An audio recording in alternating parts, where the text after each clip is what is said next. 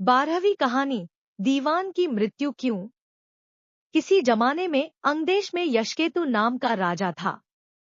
उसके दीर्घदर्शी नाम का बड़ा ही चतुर दीवान था। राजा बड़ा विलासी था। राज्य का सारा बोझ दीवान पर डालकर वह भोग में पड़ गया। दीवान को बहुत दुख हुआ। उसने देखा कि राजा के साथ सब जगह उसकी निंदा होती है, इसलिए वह तीरथ का बहाना करके चल पड़ा। चलते चलते रास्ते में उसे एक शिव मंदिर मिला। उसी समय निच्छिदत नाम का एक सौदागर वहां आया और दीवान के पूछने पर उसने बताया कि वह सुवर्णद्वीप में व्यापार करने जा रहा है। दीवान भी उसके साथ हो लिया। दोनों जहाज पर चढ़कर सुवर्णद्वीप पहुंचे और वहां व्यापार करके धन कमाकर लौटे। रास्ते में समुद्र में एक दीवान को एक कृल्प वृक्ष दिखाई दिया। उसकी मोटी मोटी शाखाओं पर रत्नों से जुड़ा एक पलंग बिछा था। उस पर एक रूपवती कन्या बैठी वीणा बजा रही थी।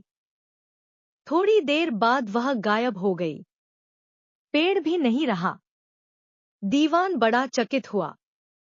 दीवान ने अपने नगर में लौटकर सारा हाल कह सुनाया। इस बीच इतने दिनों तक राज्य को चलाकर राजा सुधर गया था और उसने विलासिता छोड़ दी थी।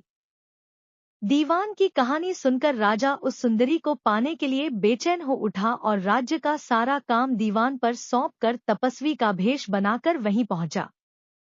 पहुंचने पर उसे वही कल्पवृक्ष और वीणा बजाती कन्या दिखाई दी। उसने राजा से पूछा, तुम कौन हो? राजा ने अपना परिचय दे दिया। कन्या बोली, मैं राजा मृगांकसेन की कन्या हूँ। मृगांकवती मेरा नाम है। मेरे पिता मुझे छोड़कर न जाने कहाँ चले गए।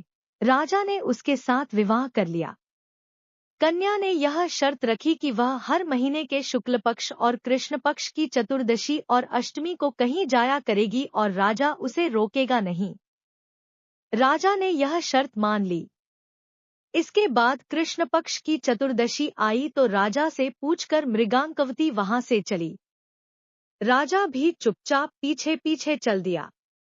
अचानक राजा ने देखा कि एक राक्षस निकला और उसने मृगांकवती को निगल लिया। राजा को बड़ा गुस्सा आया और उसने राक्षस का सिर काट डाला। मृगांकवती उसके पेट से जीवित निकल आई। राजा ने उससे पूछा कि यह क्या माजरा है तो उसने कहा, महाराज, मेरे पिता मेरे बिना भोजन नहीं करते थे।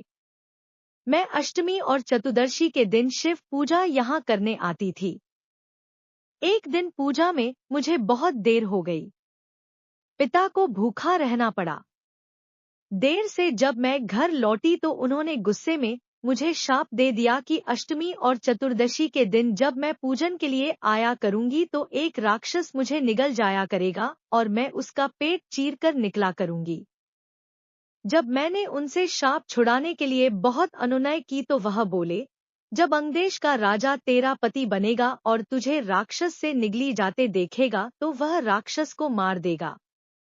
तब तेरे शाप का अंत होगा। इसके बाद राजा उसे लेकर नगर में आया। दीवान ने यह देखा तो उसका हृदय फट गया और वह मर गया। इतना कहकर बेताल ने पूछा, हे राजन, यह बताओ कि स्वामी की इतनी खुशी के समय दीवान का हृदय फट गया।